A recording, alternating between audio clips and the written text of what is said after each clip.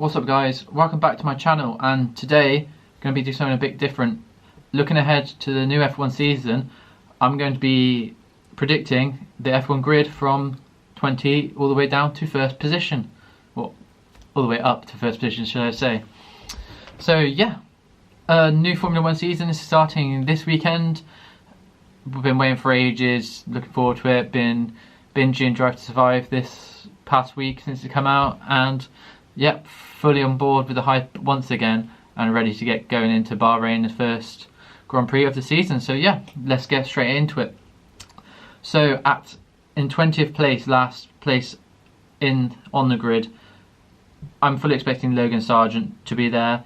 Obviously new rookie on the grid, American driver, come up from F2. But yeah, rookie year, obviously didn't win F2 last year. Can't remember if he finished 4th or something, I'm not 100% sure. 4th or 5th maybe, or 3rd, I'm not 100% sure on that. But yeah, a rookie year and into the Williams seat, and obviously for many years now the Williams has been the worst car on the grid, and if you're looking at testing as well, fully expecting it to maybe be the worst car on the grid once again.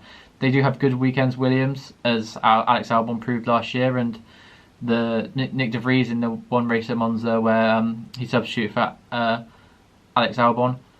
But yeah, then again into 19th place, I do have Alex Albon. Obviously, I think he's a great driver, but again, the Williams just not a good car, I don't think, and Albon puts it places maybe it shouldn't be sometimes due to his ability. But yeah, so going to be a tough season for Williams once again, I'm predicting. Then in 18th place we have another rookie. Well, say he technically is a rookie into F1, but obviously experienced in all the Formula Junior Series and Formula E champion, Nick De Vries. So yeah, coming into F1 for the first time, 28 years old I believe, so he's obviously an older rookie. Lots of experience around the paddock and the grid, and on the grid obviously being a Mercedes driver. But yeah, going into AlphaTauri again. Obviously a couple of years ago AlphaTauri was a midfield team, let's say, coming off the Toro Rosso days, and they've been going just backwards a little bit since, or other lower midfield teams have been catching up. But yeah, so I've got Nick De Vries in 18th. Going on 17th again, have Tsunoda. Obviously Tsunoda has got the pace most of the time, but then he needs to rein in his driving style. I think this season definitely is his third year, going into a third year into F1.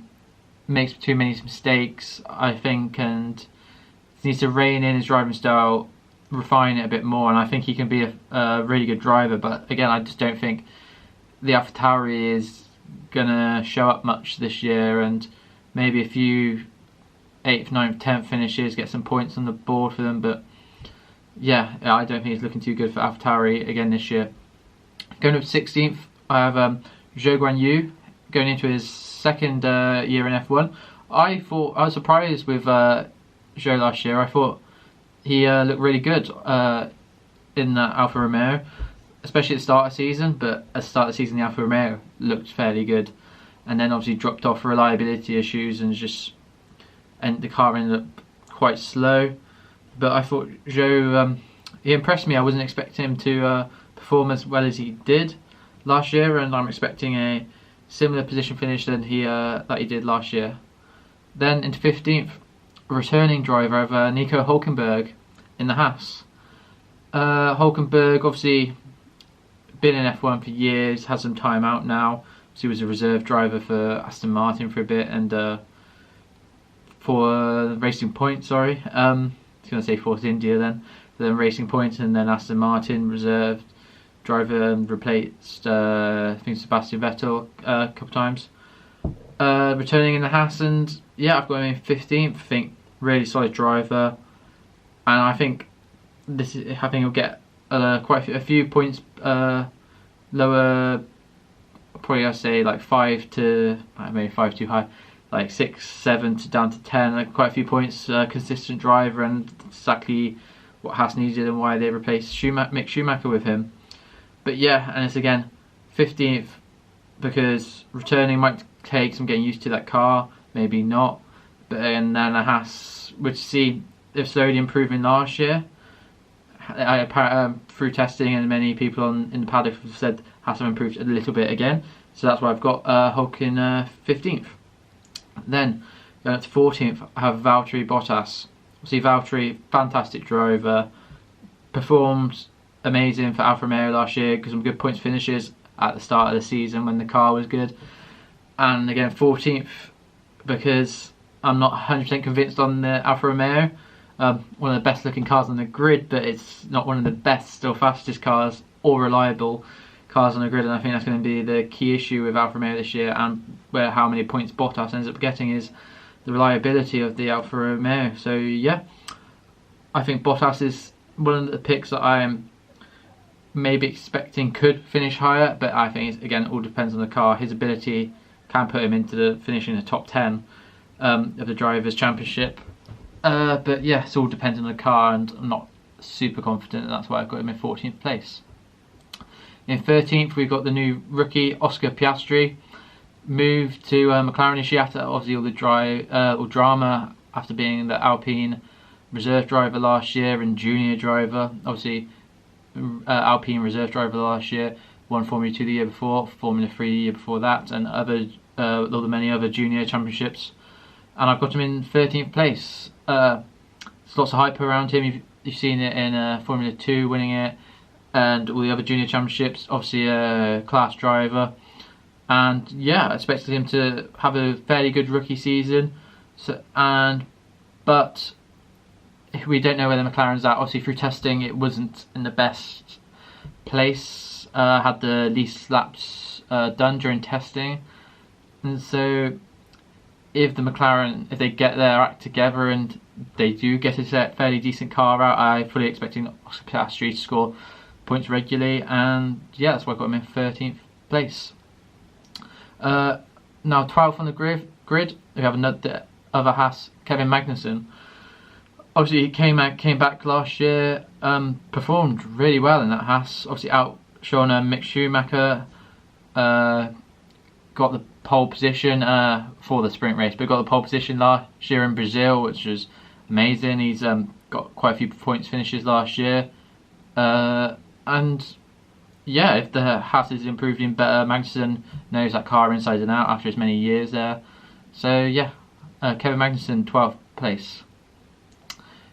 Next, in 11th place, I have Esteban Ocon in the Alpine. Ocon performed immensely solidly in the last couple of years for Alpine, and yeah, I'm expecting another good season from them. I think Alpine's it's always a solid car, always in the points, and Ocon especially has always been in the points last year up against Fernando Alonso, who had a lot of reliability issues himself. And yeah, I just predict another solid year from Esteban, and that's why I've got him in 11th. However, in 10th position, I do have Pierre Gasly. I have Gasly finishing above Ocon in the Drivers' Championship this year. And Gasly is one of my favourite drivers. I think he's really good.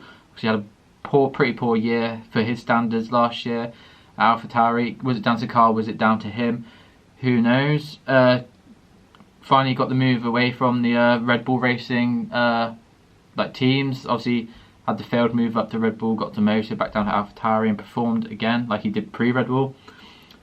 Maybe the move to Red Bull came too early, and maybe this is the move he needed to fully perform and reach his full potential. Obviously a race winner, going into a new car, French driver in a French team, and I have him finishing 10th above Ocon. I just think obviously they're not too fond of each other. There might be a bit of a infighting in some of the races, but I think generally, if Gasly can reach his potential, I think he beats Ocon in his car, and yeah, I think Gasly will finish 10th in the championship. Now in 9th place, I have Lance Stroll. Maybe if testing hadn't happened, Lance Stroll would be a lot further down than this, but however, the Aston Martin is by many people's estimations the third best car on the grid above Mercedes, And so yeah, if Aston Martin can perform that well, Lance Stroll, I think, will finish in 9th place. Obviously, he's just announced he's going to be driving this weekend in Bahrain after breaking his wrist in a cycling accident and missing testing. Who knows how long that issue is? May affect him and his driving standards and abilities. May limit higher points that he could get if the Aston Martin is as good as people are saying. So that's why I have Lance Stroll in 9th. In 8th position, I have Lando Norris. Obviously, Lando's had a fantastic couple of years at McLaren. Got the contract extension, was it last year or the year before? A long-term contract extension. Debatable whether he should have taken that or not. But yeah, Norris is probably is my favourite driver on the grid. I'm a McLaren fan and a Lando fan. And yeah, I've got him 8th. The McLaren, Norris seems... Well, that's the thing. You look at Daniel Ricciardo perform poor, and McLaren Lando performs well. Is it Lando performing as well as the car should do, or is it Lando outperforming the car? And I believe whatever it is, I think Lando could outperform the car if it is that, as it's not looking too good at the moment. But I think McLaren are there. They'll put it back after a couple of races to a semi-decent car, and I think Lando can put it maybe a bit higher than where it should be. So that's why I've got Lando Norris up in 8th. 7th place, I have Fernando Alonso in the Aston Martin. Fernando, former world champion, brilliant driver. Moved over to Aston Martin this year from what seemed to be a sideways move from Alpine last year when it was announced. But now after testing, you can clearly see why that Aston Martin is looking very, very quick indeed. And if it is so quick, Alonso is going to be fine for podiums, maybe even wins. Who knows? I'm not 100% confident that will be the case. I'm confident he'll get some podiums this year. Not sure on race wins, and yeah, that's why I've got Fernando in finishing 7th. Best of the rest, you would say. Then going into the big boys in 6th place, I have George Russell in the Mercedes.